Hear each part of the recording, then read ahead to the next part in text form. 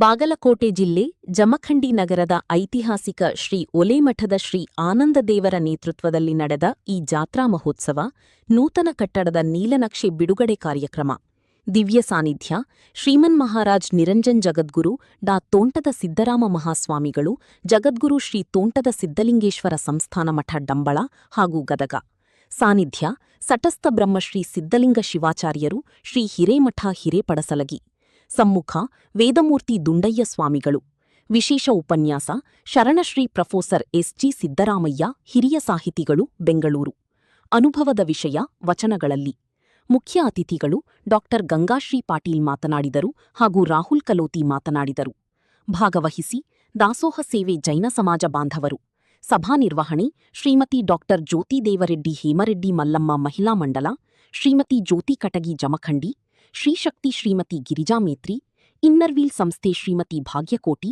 ಲಿಂಗಾಯತ ಮಹಿಳಾ ಬಳಗ ಶ್ರೀಮತಿ ಪ್ರತೀಕ್ಷಾ ಜಿರಲಿ ಲೈನ್ಸ್ ಸಂಸ್ಥೆ ಶ್ರೀ ಮಂಜುನಾಥ ಗುಡಲಮಣಿ ಉಳ್ಳಾಗಡ್ಡಿ ಗಲ್ಲಿ ಯುವಕ ಮಂಡಲ ಶ್ರೀಮತಿ ಚಂದ್ರಕಲಾ ಜನಗೌಡ ಉಪನ್ಯಾಸಕಿಯರು ನಿರೂಪಣೆ ಶ್ರೀ ಅನ್ನಸಾಹೀಬ್ ಜಗದೀವ್ ಸದಸ್ಯರು ಬಸವಕೇಂದ್ರ ಹೆಣ್ಣುಮಕ್ಕಳು ತಾಯಂದರು ಹಿರಿಯರು ಭಾಗವಹಿಸಿ ಈ ಕಾರ್ಯಕ್ರಮಕ್ಕೆ ಶೋಭೆಯನ್ನು ತಂದುಕೊಟ್ಟರು. ಮೂಲಕ ಎತ್ತರಕ್ಕೆ ಏರಿದವರು ಬಸವಾದಿ ಶಿವಶರಣರು. ಒಬ್ಬ ಸೂಳೆ ಸಂಕವ್ಯ ಸಹಿತ ಮಹಾತ್ಮ ಆಗಿ ಮಹಾಶಿವಶರಣೆಯಾಗಿ ಮಹಾ ತಾಯಿಯಾಗಿ ಇವತ್ತು ಬಂದಿದ್ದಾಳೆ ಅಂತಂದ್ರೆ ಇದು ಸಾಮಾನ್ಯ ವಿಚಾರ ಅಲ್ಲ. ನಮ್ಮ ಕಸ ಹೊಡೆಯೋ ಸತ್ಯಕ್ಕೆ ಹೇಳ್ತಾಳೆ, ಚಾಲೆಂಜ್ ಆಗಿ ಹೇಳ್ತಾಳೆ. ಇವತ್ತು ನಾವೆಲ್ಲ ದೊಡ್ಡ ದೊಡ್ಡ ಅಧಿಕಾರಿಯಾಗಿ ಹೇಳಿ ಅನ್ಬೋದು.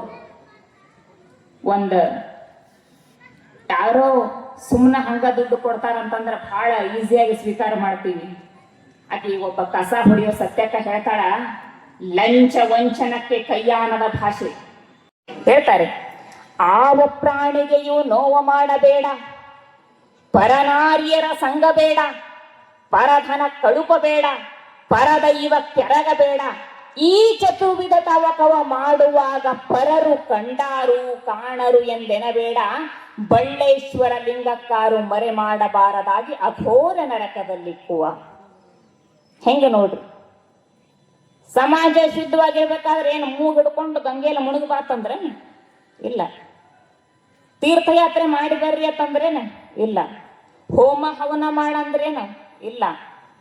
ನರಬಲಿ ಪಶುಬಲಿ ಕೊಡು ಅಂದ್ರೇನು ಇಲ್ಲ. ಏನು ಮಾಡಬೇಕು ಸಮಾಜ ಸ್ವಾಸ್ಥ್ಯವಾಗಿ? ಯಾರಿಗೂ ನೋವಾಗದೇಗಿರಂಗಿರಪ್ಪ. ಮನುಷ್ಯರಿಗಷ್ಟೇ ಅಲ್ಲ, ಆವ ಪ್ರಾಣಿಗೆಯೂ ನೋವು ಮಾಡಬೇಡ, ಪರನಾರಿಯರ ಸಂಘ ಬೇಡ. ಈ ಪರನಾರಿಯರ ಸಂಘ ಬೇಡ ಅಂದಾಗ ನಾವು ಸತ್ಯಕ್ಕ ಬಹಳ ಅದ್ಭುತವಾಗಿ ಬೈತಾಳೆ ಶಿವನಿಗೆ. ಶಿವ ನಿಮ್ಮ ನಡವಳಿ ಅಲ್ಲದಿದ್ದಡೇಕೆ ಶ್ರುತಿಗಳ ಕೈಯಿಂದ ತತ್ತಲೆನಿಸಿಕೊಂಬೆ ಅಂತ. ಅಂದರೆ ತಾತ್ವಿಕ ನೆಲೆಯಲ್ಲಿ ಶಿವನನ್ನೂ ಕೂಡ ಬಿಡಲಿಲ್ಲ ನಮ್ಮ ಶಿವಶರಣರು. ಹೇಗೆ ಬಸವಣ್ಣನವರು ಈ ಸಮಾಜವನ್ನ ತಿದ್ದುವಲ್ಲಿ ಯಾವ ರೀತಿ ಶ್ರಮ ಪಟ್ಟರು ಅಂತಂದ್ರೆ ಹೇಳ್ತಾರೆ ಅವರ ತಮ್ಮ ವಚನದಲ್ಲಿ. ಏಕೆ ಹುಟ್ಟಿಸಿದೆ ಇಹಲೋಕ ದುಃಖಿಯ, ಏಕೆ ಹುಟ್ಟಿಸಿದೆ ಪರಲೋಕ ದೂರನ. ಶಿವ ನಿನಗಾಗಿ ಮತ್ತೊಂದು ತನುಮನವಿಲ್ಲವೇ ಎಷ್ಟು ಚಡಪಡಿಸಿ ಈ ಸಮಾಜವನ್ನ ತಿದ್ದಿದ್ರು. ಅವರು ದೇವರನ್ನ ಎಲ್ಲಿ ಕಂಡ್ರು? ಲಿಂಗದಲ್ಲಿ ದೇವರನ್ನ ಕಂಡ್ರ? ಇಲ್ಲ. ಎಲ್ಲಿ ಕಂಡ್ರು? ನೊಂದವರ ನೋವಿನಲ್ಲಿ, ಬಸವಳಿದವರ ಬಾಳಿನಲ್ಲಿ, ತುಳಿತಕ್ಕೊಳಗಾದವರಲ್ಲಿ, ರೋಗಿಗಳಲ್ಲಿ, ಮುದ್ದು ಮಕ್ಕಳಲ್ಲಿ, ವೃದ್ಧರಲ್ಲಿ, ದೀನರಲ್ಲಿ, ದುಃಖಿತರಲ್ಲಿ ದೇವರನ್ನ ಕಂಡು ಇವರೆಲ್ಲರನ್ನ ಒಳಗೊಂಡ ಈ ಸಮಾಜವೇ ದೇವ ಪೂಜೆ ಅಂದರು. ಶಿವ ಯಾವುದೋ ತತ್ವ, ಯಾವುದೋ ಸಿದ್ಧಾಂತ, ಯಾವುದೋ ವೇದಾಂತಗಳ ತುಂಬಿದ ಈ ವಾಸ್ತವ ಜಗತ್ತಿನಲ್ಲಿ ಒಂದು ವಾಸ್ತವ ಪ್ರಜ್ಞೆಯನ್ನ ಬಿತ್ತಲಿಕ್ಕೆ ಬಸವಣ್ಣನವರು ಪಟ್ಟ ಕಷ್ಟ, ಅನುಭವಿಸಿದ ನೋವು, ಸಂಕಷ್ಟ ಒಂದೇ ಎರಡೇ. ಅದನ್ನ ಕಾಲಲ್ಲಿ ಕಟ್ಟಿದ ಗುಂಡು, ಕೊರಳಲ್ಲಿ ಕಟ್ಟಿದ ಬೆಂಡು, ತೇಲಲೀಯದು ಗುಂಡು, ಮುಳುಗಲೀಯದು ಬೆಂಡು, ಇಂತಪ್ಪ ಸಂಸಾರ ಶರದಿಯ ದಾಟಿಸಿ ಕಾಲಾಂತಕ ನೀನೇ ಕಾಯೋ ಕೂಡಲ ಸಂಗಮ ದೇವ. ನಾವೆಲ್ಲ ಇವತ್ತು ಬಸವಣ್ಣನವರನ್ನ ದೈವಿ ಪುರುಷ, ಅಕ್ಕ ಮಹಾದೇವಿಯನ್ನ ಮಹಾತ್ಮೆ ಅಂತ ಹೊಗಳೋದು ಸುಲಭ. ಅವರು ಮಹಾತ್ಮರಾಗೇ ಹುಟ್ಟಿದ್ರ? ಇಲ್ಲ, ಮಹಾತ್ಮರಾಗಿ ಬೆಳೆದರು. ಇದನ್ನ ಸ್ವೀಕಾರ ಮಾಡ್ಕೊಳ್ಳೋದನ್ನ ನಾವು ಕಲಿಬೇಕು. ನಾವು ಬಹಳ ಸುಲಭ, ಯಾರಾದ್ರೂ ದೊಡ್ಡ ಎತ್ತರಕ್ಕೆ ಏರಿದ್ರು ಪೂಜ್ಯರು ಅಂತಂದ್ರೆ ದೈವಿ ಪುರುಷರು, ಪರಮ ಪೂಜ್ಯರು, ಶಟಸ್ಥಲ ಜ್ಞಾನಿಗಳು ಹೊಗಳೋ ಸುಲಭ. ಅವರು ಆ ಮಟ್ಟಕ್ಕೆ ಏರಬೇಕಾದ್ರೆ ಏನ ಕಷ್ಟಪಟ್ಟಿದ್ರು, ಏನನ್ನ ಸ್ವೀಕಾರ ಮಾಡಿದ್ರು, ಏನನ್ನ ಧಿಕ್ಕರಿಸಿದ್ರು, ಅದನ್ನ ನಾವು ಸ್ವೀಕಾರ ಮಾಡಕ್ಕೆ ರೆಡಿ ಅದೀವ? ಇವತ್ತು ರೆಡಿ ಅದೀವ ನಾವು? ಇಲ್ಲ. ಅಕ್ಕ ಯಾಪರಿ ಹೋರಾಡಿದಳು ಈ ಸಮಾಜಕ್ಕಾಗಿ. ಹಸಿವೇ ನೀನು ನಿಲ್ಲು ನಿಲ್ಲು, ತೃಷೆಯೇ ನೀನು ನಿಲ್ಲು ನಿಲ್ಲು, ಕಾಮವೇ ನಿಲ್ಲು, ಕ್ರೋಧವೇ ನೀನು ನಿಲ್ಲು, ನಾನು ಚೆನ್ನಮಲ್ಲಿಕಾರ್ಜುನ ಕೂಡುವ ತವಕದಲ್ಲಿದ್ದೇನೆ. ಹಂಗಿಸ್ ಚೆನ್ನಮಲ್ಲಿಕಾರ್ಜುನ ಅಕ್ಕಗ ದೊರಕನ? ಇಲ್ಲ. ಅಕ್ಕಲಿ ಬಡವನಯ್ಯ ಎನ್ನ ಕಾಲೇ ಕಂಬ, ದೇಹವೇ ದೇಗುಲ, ಶಿರವೇ ಹೊನ್ನ ಕಳಸವಯ್ಯ, ಕೂಡಲ ಸಂಗಮ ದೇವ ಎನ್ನಂತಲ್ಲದೊಲ್ಲನಯ್ಯ. ಯಾವ ರಾಜಸತ್ತೆಯ ಕಾಲದಲ್ಲಿ ಪ್ರಧಾನಿಯಾಗಿದ್ದ ಬಸವಣ್ಣನವರು ಬಡವರಾಗಿದ್ರ? ಅವರು ಮನಸ್ಸು ಮಾಡಿದ್ರೆ ಎಂಥ ದೇವಾಲಯ ಕಟ್ಟಬಹುದಾಗಿತ್ತು. ಮುತ್ತು ರತ್ನ ಹವಗಳನ್ನ ಮಿಂಚ್ತಾ ಇರ್ತಕ್ಕಂಥ ಒಂದು ದೇವಾಲಯವನ್ನ ಕಟ್ಟಬಹುದಾಗಿತ್ತು. ಆದ್ರೆ ದೇಹವೇ ದೇವಾಲಯ ಯಾಕೆ ಮಾಡಿದ್ರು?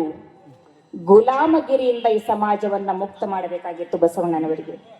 ವೈಚಾರಿಕ ಪ್ರಜ್ಞೆಯನ್ನು ಈ ಸಮಾಜದಲ್ಲಿ ಬಿತ್ತಬೇಕಾಗಿತ್ತು ಬಸವಣ್ಣನವರಿಗೆ. ದೇಹ ದೇವಾಲಯ ಆದಾಗ ಅಲ್ಲಿ ಸ್ತ್ರೀ ಪುರುಷ ಭೇದ ಇಲ್ಲ, ಉಚ್ಚ ನೀಚ ಭೇದ ಇಲ್ಲ, ಕುಲ ಗೋತ್ರಗಳಿಲ್ಲ, ನಾಮ ರೂಪಗಳಿಲ್ಲ. ಅಂಥ ಸಮಾಜವನ್ನ ಬಸವಣ್ಣನವರು ಇಷ್ಟಪಟ್ಟು ಸೌಹಾರ್ದ ಸಮಾಜವನ್ನ ಬೆಳೆಸಬೇಕು ಅನ್ನೋ ಉದ್ದೇಶದಿಂದ ಈ ಸಮಾಜವನ್ನ ಕಟ್ಟಿದ್ರು. ಲಿಂಗ ತತ್ವವನ್ನ ತಂದ್ರು. ಅದನ್ನೇ ನಮ್ಮ ಗುರುನಾನಕರು ಇಸ್ಲಾಂ ಧರ್ಮ, ಸೂಫಿ ಪದ್ಧತಿ ಹಾಗೂ ಉಪನಿಷತ್ ಪ್ರಭಾವದಿಂದ ಗುರುನಾನಕರು ಏಕೋಂಕಾರ ಅನ್ನೋದನ್ನ ಮಂತ್ರವಾಗಿಟ್ಟುಕೊಂಡು ಒಂದು ಸಿಖ್ ಧರ್ಮವನ್ನು ಸ್ಥಾಪಿಸಿದ್ರು. ಇದೇ ಅಲ್ವೇ ನಮ್ಮ ಸೌಹಾರ್ದತೆ? ಇದೇ ಅಲ್ವೇ ನಮ್ಮ ದೇಶದ ಸಂಸ್ಕೃತಿ? ಇವತ್ತು ಭಾರತೀಯ ಸಂಸ್ಕೃತಿ ಅಂತ ಅಂದ್ರೆ ಸನಾತನ ಸಂಸ್ಕೃತಿ ಅಂತ ನಾವೆಲ್ಲ ಬಹಳ ಜೋರಾಗಿ ಘೋಷಣೆ ಕೂಗ್ತಾ ಇದ್ದೀವಿ. ಭಾರತೀಯ ಸಂಸ್ಕೃತಿ ಅಂದ್ರೆ ಸನಾತನ ಸಂಸ್ಕೃತಿಯ ಅಲ್ಲ, ಹಿಂದೂ ಮನು ಸಂಸ್ಕೃತಿಯ ಅಲ್ಲ. ಭಾರತೀಯ ಸಂಸ್ಕೃತಿ ಸೌಹಾರ್ದ ಸಂಸ್ಕೃತಿ. ಇಲ್ಲಿನ ಎಲ್ಲ ಜಾತಿ, ಜನಾಂಗ, ಮತ, ಧರ್ಮ, ತತ್ವಗಳೆಲ್ಲ ತಾತ್ವಿಕ ಭಿನ್ನಾಭಿಪ್ರಾಯಗಳ ಮಧ್ಯೆಯೂ ತಮ್ಮದೇ ಆದ ಒಂದು ಸಾಮರಸ್ಯವನ್ನ, ಸಹಬಾಳ್ವೆಯನ್ನ ಎತ್ತಿ ಜಗತ್ತಿಗೆ ತೋರಿಸಿದ ಒಂದು ಅಭೂತಪೂರ್ವ ಶರಣ ಸಂಸ್ಕೃತಿ ಈ ನಾಡಿನದ್ದು, ಈ ದೇಶದ್ದು, ಈ ಭಾರತ ಸಂಸ್ಕೃತಿಯದ್ದು. ನೆಲನೊಂದೆ ಹೊರಗೇರಿ ಶಿವಾಲಯಕ್ಕೆ ಚಿತ್ತ ಹೆಂಗಾಗ್ಬಿಟ್ಟದಂದ್ರ ಒಳಗ ಹೆಂಗಾಗ್ಬಿಟ್ಟೇವತ್ತಂದ್ರ ನಾವೆಲ್ಲರೂ ಹೊರಗ ಹತ್ತಿಯನ್ನು ನೋಡಿರಲ್ಲ ನೀವು? ಹತ್ತಿಯನ್ನು ನೋಡ್ರಿ? ಯಾರ್ಯಾರು ನೋಡ್ರಿ? ಎಲ್ಲಾರು ನೋಡ್ರಿ. ಹತ್ತಿಯನ್ನು ನೋಡಕ್ ಹೆಂಗಿರ್ತಾವ? ಬೆಳ್ಳಗಿರ್ತಾವ. ನೀವೆಲ್ಲಿ ನೋಡ್ರಿ? ಹಣ್ಣಾಗಿದ್ ನೋಡ್ರಿ ಇಲ್ಲ? ಹತ್ತಿಯನ್ನು ಕೆಂಪಗಿರ್ತಾವ. ಒಳಗ್ ಬೆಳ್ಳಗಿರ್ಬೋದು, ಹೊರಗ್ ನೋಡಾಕ ಹತ್ತಿಯನ್ನ ಕೆಂಪಗಿರ್ತಾವ. ಅವು ಹತ್ತಿಯನ್ನು ನೋಡಕ್ ಹೊರಗೆ ಕೆಂಪಗಿರ್ತಾವ. ನೋಡಿದ್ರ ಅವು ಹೆಂಗ ಅನಸ್ತದ? ತಿಂದ ಬಿಡ್ಬೇಕು ಅನಸ್ತದ ಹತ್ತಿಯನ್ನು ನೋಡಿದ್ರ. ಆದ್ರ ಅವು ಹತ್ತಿಯನ್ನು ತಗೊಂಡ ಕೈಯಾಗ ತೆಗೆದು ಅದನ್ನ ಒಂದ್ ಸ್ವಲ್ಪ ಸೀಳ್ ಬಿಟ್ರೆ ಸಾಕು, ತುಂಬ್ಕೊಂಡಿರ್ತಾವ.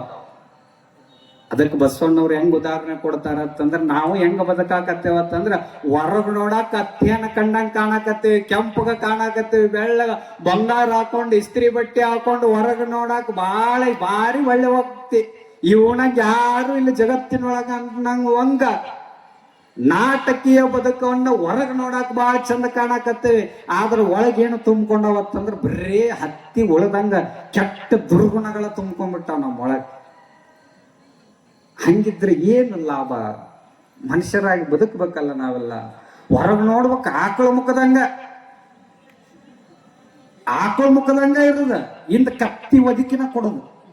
ಮುಂದ್ ಬಾರಿ ನೀನ ಬಾರಿ, ನಿನ್ನಂಗ ಯಾರು ಇಲ್ಲ, ಬಾರಿ ಒಳ್ಳೆ ವ್ಯಕ್ತಿ. ಭಾರಿ ಒಳ್ಳೆ ಮದ್ವಿ, ಭಾರಿ ಒಳ್ಳೆ ಕೆಲಸ ಮಾಡ್ತೀವಿ, ಮುಂದೆ ಭಾರಿ ಹೇಳಿ ಹೇಳಿ ಹೇಳಿ ಎತ್ತೆ ಇಡ್ತಾರ. ಹಿಂದೆ ಯಾವಾಗ ಎತ್ತಿ ಒಗಿತಾರ, ಕಟ್ಟಿ ಒದಕಿ ಯಾವಾಗ ಕೊಡ್ತಾರ ಅನ್ನೋದ ಗೊತ್ತಾಗಂಗಿಲ್ಲ. ಹಂಗ ಬದುಕಾಕತ್ತಾರ. ಬಾಯಾಗ ಬಾರಿ ಬೆಲ್ಲದಂಗ ಮಾತಾಡ್ತಾವ, ಬಾಯಾಗ ಬೆಲ್ಲದಂಗ ಮಾತಾಡೋದು, ಎದ್ಯಾಕ ಕತ್ರಿ ಅಂತ ವಿಚಾರ ತುಂಬ್ಕೊಳ್ಳೋದು. ಹಿಂಗೇನ್ರ ಮಾಡ್ಕೊತಾವಂಟ್ರ ದೇವ್ರು ಹೊಲಿತಾನೆ ನಮಗ? ದೇವ್ರು ಯಾವಾಗ ಹೊಲಿತಾನ ಅಂತಂದ್ರ ಒಂದ ಮಾತಾಡ್ತಾ ಮಾಡ್ಕೋರಿ. ನಾ ಹೇಳತಾ ಇರ್ತೇನೆ, ದೇವ್ರ ಶಕ್ತಿ ಈ ಭೂಮಿ ಒಳಗ ಐತಿ ಅನ್ನೋದ ಸತ್ಯ. ಆದ್ರ ಆ ದೇವ್ರು ನಮಗೆಲ್ಲ ಯಾವಾಗ ಹೊಲಿತಾನ ಅಂತಂದ್ರ ನಾವು ಬಂಗಾರದ ಮೂರ್ತಿ ಮಾಡಿದ್ರ ಆ ದೇವ್ರು ಹೊಲಿತಾನೋ ಇಲ್ಲ ಗೊತ್ತಿಲ್ಲ, ನಾವು ಬೆಳ್ಳಿ ಮೂರ್ತಿ ಮಾಡಿಸ್ಕೊಟ್ರ ಹೊಲಿತಾನೋ ಇಲ್ಲ ಗೊತ್ತಿಲ್ಲ, ದೊಡ್ಡ ಕಲ್ಲಿನ ಮೂರ್ತಿ ಮಾಡಿಟ್ರ ಆ ದೇವ್ರು ಹೊಲಿತಾನೋ ಇಲ್ಲ ಗೊತ್ತಿಲ್ಲ, ಇಲ್ಲ ₹1,00,000 ದೇಣಿಗೆ ಕೊಟ್ರ ಆ ದೇವ್ರು ನಮಗೆಲ್ಲ ಹೊಲಿತಾನೋ ಇಲ್ಲ ಗೊತ್ತಿಲ್ಲ, 24 ತಾಸು ಹೂವ ಪತ್ರಿ ಏರಿಸಿ ಪೂಜೆ ಮಾಡಿದ್ರ ಆ ದೇವ್ರು ಹೊಲಿತಾನೋ ಇಲ್ಲ ಗೊತ್ತಿಲ್ಲ. ಆದ್ರ ಆ ದೇವ್ರು ನಮಗೆಲ್ಲ ಯಾವಾಗ ಹೊಲಿತಾನ ಅಂತಂದ್ರ ಇನ್ನೊಬ್ಬರ ಮನಿ ಮುರಿಲಾರ್ದಂಗ, ಇನ್ನೊಬ್ಬರ ಮನಸ್ಸಿಗೆ ನೋವಾಗ್ಲಾರ್ದಂಗ ಯಾವಾಗ ಬದುಕ್ತೇವಲ್ಲ ಅವಾಗ ಆ ದೇವ್ರು ಹೊಲಿತಾನ. ಇನ್ನೊಬ್ಬರ ಮನಿ ಮುರಿದ ಕೇಸಿಂದ ಇನ್ನೊಬ್ಬರ ಮನಸ್ಸಿಗೆ ಬೆಂಕಿ ಹಚ್ಚಿ ಮೈ ಕಾಪ್ ಮಾಡ್ರಿ. ಹಂಗ್ ಮಾಡಿದ್ರೆ ದೇವ್ರು ಹೊಲಿತಾನ ನಮಗ. ಒಬ್ಬರ ಮನೆಯ ಗಾತವ ಮಾಡಿ ಒಬ್ಬರ ಮನವ ನೋಯಿಸಿ ಗಂಗೆಯಲ್ಲಿ ಮುಳುಗಿದರೆ ಏನು ಫಲವಯ್ಯ? ಏನು ಫಲ ಅದು? ಅವು ಇನ್ನೊಬ್ಬರ ಮನೆ ಹೊಡೆದ ಕೇಸಿಂದ ಹಂಗಾಲಿ ಹಿಂಗಾಲಿ ಅವ್ರ ರಂಗೋಲಿ ಮಾಟ ಮಂತ್ರ ಮಾಡಿಸಿ ನಂಬಿಕೆ ಇಟ್ಟೆ ಅವೇನು ವರ್ಕೌಟ್ ಆಗಲ್ಲ. ಇವು ಒಬ್ಬೊಬ್ಬರ ತಲೆಯಾಗಿರ್ತದ. ಒಬ್ಬೊಬ್ಬರ ಮನೆಗೆ ಪಾದಯಾತ್ರೆ ಕೊಂಡಿರ್ತೀನ್ರಿ. ಯಪ್ಪ ನಾ ಇಲ್ಲಿ ಹೇಳಿಲ್ಲ, ಒಂದು ಮನೆಗೆ ಹೋಗಿದ್ ನಾನು, ಯಾವ್ದೋ ಒಂದು ಊರದ, ಅಲ್ಲಿ ಒಂದು ಮನೆಗೆ ಹೋಗಿ ನಾನು. ಆ ಮನೆಗೆ ಹೋಗಿ ಪಾದ ಇಟ್ಟ ದುಶ್ಚಟ ಬಿಡಸಾಕ ಈಗ ಜೋಳಿಗೆ ಹಿಡ್ಕೊಂಡು ಅಡ್ಡಾಡಕತ್ತೇವಲ್ಲ, ಆ ಮನೆಗೆ ಹೋದೆ. ಆ ತಾಯಿ ಮೈಯಾಗ ಒಮ್ಮಿಗೆ ದೆವ್ವ ಬಂತು. ಓ ಏನಾಕಿನ ಹಿಡ್ಕೊಳಕ್ ಆಗೋನ್ ಹಂಗ ಚೀರಾಡಿ ಜಿಗದೆ ಆಡಿ. ನನಗ ಹೊರಗೆ ಬಾರಿ ಎಲ್ಲ ಜನ ಇದ್ರು, ಬಾರಿ ಎದರ್ಕಿಲ್ಲಾರ, ಆದ್ರ ಒಳಗೆ ಎದರಿಕೆ ಬರಾಕತ್ತದ. ಹೆಂಗ್ ಹೇಳ್ಕೊಳ್ಳಿ ಅವ್ರ ಮುಂದೆ ಒಟ್ಟ ಬಿಡಲ್ಲ, ನಿನ್ನ ಬಿಡಂಗೆ ಇಲ್ಲ. ಹಿಂಗ ನಾ ಹೇಳುದು ಹೊರಗೆ ಡಬನ ಹಿಂದ ಅಂತರು, ಮುತ್ಯ ಬಂದಾನ ಯಾರದೀನಿ ಹೇಳ ಅಂತ ಹಿಂದ್ ಕುಂತವ್ರ ಅನ್ನಕತ್ತಾರ. ಹಂಗ ಹುರುಪಾಕತ್ತಾರ. ನಾನು ಅವ್ರ ಅದಾರ ಅನ್ನೋ ಧೈರ್ಯದ ಮ್ಯಾಗ ಹೇಳೇ ಬಿಟ್ಟೆ, ಯಾರ್ ನೀ? ನಾ ಈಕಿನ ಮೈಯಾಗ ಏನು ಬಂದಿಲ್ಲ, ಈಕಿನ ಮಗ ಅದಿನ್ನ. ಅವಾಗ ನಾಲ್ಕು ಯಾಕೆ ಬಂದಿ ಆಕಿನ ಮೈಯಾಗ? ಅವಾಗ ಅವಂದ ಮೈಯಾಗ ದೇವ್ ಬಂದಿತ್ತಲ್ಲ, ಅದು ಹೇಳ್ತ ಇಕ್ಕಿನ ಒಯ್ಯಾಕ ಬಂದೀನಿ ನಾನು ಅಂತದ. ಯಾ ದೇವ್ ಬರ್ತಾವ, ಯಾ ದೇವ್ರು ಬರ್ತಾವ? ನಾಟಕ ಇವ್ ಯಾ ದೇವ್ರು ಎಲ್ಲಿ ಬರ್ತಾರ್ರಿ? ಓಲೆ ಮಠದ ಜಾತ್ರಾ ಮಹೋತ್ಸವದ ನಿಮಿತ್ತವಾಗಿ ಹಮ್ಮಿಕೊಂಡಿರ್ತಕ್ಕಂಥ ಈ ಒಂದು ಕಾರ್ಯಕ್ರಮದ ದಿವ್ಯ ಸಾನ್ನಿಧ್ಯವನ್ನು ವಹಿಸಿರ್ತಕ್ಕಂಥ ಪ್ರಮುಖಗಳಲ್ಲಿ ಕೂಡ ಶಿರಮಡಿದು ಈ ಒಂದು ಕಾರ್ಯಕ್ರಮದಲ್ಲಿ ಭಾಗಿಯಾಗಿರ್ತಕ್ಕಂಥ ಎಲ್ಲ ಅತಿಥಿಗಳೇ, ವಿಶೇಷವಾಗಿ ತಾಯಂದ್ರೆ ಮತ್ತು ಎಲ್ಲ ಗುರು ಹಿರಿಯರೇ,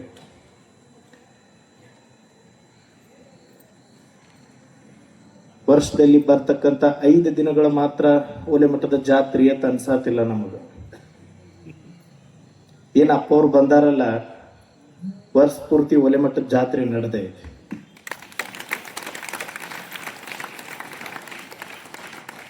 ಬಸವಾದಿ ಶರಣರ ಏನ್ ಘೋಷಣೆಗಳದಾವಲ್ಲ, ಪ್ರತಿ ಹಳ್ಳಿಗಳಲ್ಲೂ ಕೂಡ ಇವತ್ತಿನ ದಿವಸ ಯಾರಿಗೆ ಹೆಂಗೆ ಮುಟ್ಟಿಸ್ಬೇಕಲ್ಲ ಆ ರೀತಿಯಲ್ಲಿ ಮುಟ್ಟಿಸುವಂತ ಒಂದು ಕೆಲಸವನ್ನ ಓಲೆ ಮಠದ ಪರಮ ಪೂಜರು ಮಾಡ್ತಾ ಇದ್ದಾರೆ. ನಾ ಬಹಳಷ್ಟು ಅವ್ರ ಕಾರ್ಯಕ್ರಮ ಇದೆ, ಆದ್ರ ನಮ್ಮ ತಾಲೂಕಿಗೆ ತಕ್ಕಂತ ಸ್ವಾಮೀಜಿಗಳು ಸಿಕ್ಕಾರೆ ಅಂತಕ್ಕಂಥ ಮಾತನ್ನು ಕೂಡ ಇವತ್ತಿನ ದಿವಸ ನಾವೆಲ್ಲರೂ ಕೂಡ ಜ್ಞಾಪಿಸ್ಕೊಳ್ಬೇಕಾಗ್ತದೆ.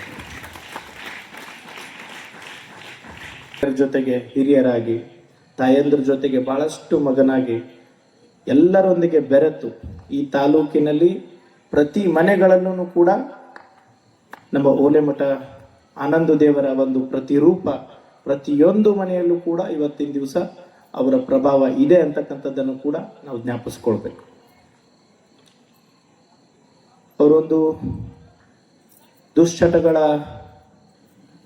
ಭಿಕ್ಷೆ ಸದ್ಗುಣಗಳ ದೀಕ್ಷೆ ಅಂತಕ್ಕಂಥ ಒಂದು ಕಾರ್ಯಕ್ರಮವನ್ನ ಇಟ್ಕೊಂಡು ಹೆಚ್ಚು ಕಡಿಮೆ 20 ಊರು ಅದೇನ್ರಪ್ಪ,